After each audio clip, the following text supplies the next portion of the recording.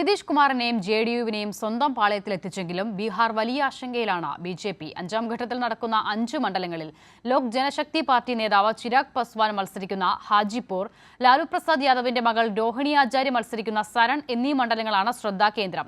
കർഷക സമരവും അഗ്നിപഥും തൊഴിലില്ലായ്മയും ജാതി രാഷ്ട്രീയവും സജീവമായി ചർച്ച ചെയ്യപ്പെടുന്ന സംസ്ഥാനമാണ് ബീഹാർ. 2019 40 സീറ്റിൽ 39 നേടിയ ആത്മവിശ്വാസത്തിലായിരുന്നു NDA. എന്നാൽ ഇത്തവണ രാഷ്ട്രീയ സാഹചര്യം മാറി. അവസരവാദ രാഷ്ട്രീയവുമായി അധികാര കസര നിലനിർത്തുന്ന നിതീഷ് കുമാറിനെതിരായ ഭരണവിരുദ്ധ വികാരം, കർഷക പ്രതിസന്ധിയും അഗ്നിപഥ് പദ്ധതിയും തൊഴിലില്ലായ്മയും രൂക്ഷമായതോടെ മോദി സർക്കാരിനെതിരെയും പ്രതിഷേധം ശക്തം.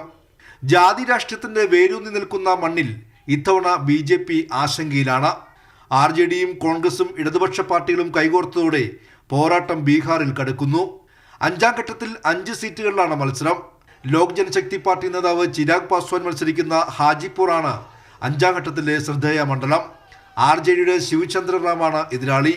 കഴിഞ്ഞ തവണ ജാമിയു മണ്ഡലത്തിൽ നിന്നും വിജയിച്ച ചിരാഗ് പാസ്വാൻ ഇത്തവണ പിതാവായ രാംവിലാസ് പാസ്വാന്റെ പരമ്പരാഗത മണ്ഡലം തിരിച്ചുപിടിക്കുകയാണ് ലക്ഷ്യം. RJD നേതാവ് ലാലു പ്രസാദ് യാദവിന്റെ ഇളയ മകൾ രോഹിണി ആചാര്യ മത്സരിക്കുന്ന സരൺ ആണ് മറ്റൊരു താരമണ്ഡലം. നിതീഷ് കുമാറിനെ സോഷ്യൽ മീഡിയയിലൂടെ നിരന്തരമായി വിമർശിച്ചിരുന്ന രോഹിണി ആചാര്യ പാർട്ടി സ്ഥാനാർത്ഥിയായി തെരഞ്ഞെടുപ്പ് രാഷ്ട്രീയത്തിൽ അരങ്ങേറ്റം കുറിക്കുന്നുവെന്ന പ്രത്യേകത കൂടിയുണ്ട്. സിറ്റിംഗ് MP ആയ രാജീവ് പ്രതാപ് റോഡിൽ നിന്നും മണ്ഡലം തിരിച്ചുപിടിക്കുകയാണ് ലക്ഷ്യം. മധുബാനി, സീതാമർഹി, മുസാഫർപൂർ മണ്ഡലങ്ങളിലും തിങ്കളാഴ്ചയാണ് വോട്ടെടുപ്പ്. കഴിഞ്ഞ 4 ഘട്ടങ്ങളിലും ബീഹാറിൽ 60% പോലും പോളിംഗ് രേഖപ്പെടുത്താത്തത് BJP ക്യാമ്പുകളെ അങ്കലാപ്പിലാക്കുന്നു.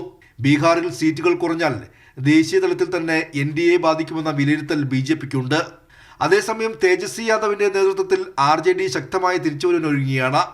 ജാതി സെൻസസ് ആദ്യമായി നടപ്പാക്കിയ സംസ്ഥാനത്ത് പിന്നോക്ക വിഭാഗങ്ങളാണ് പ്രധാന വോട്ട് ബാങ്ക്.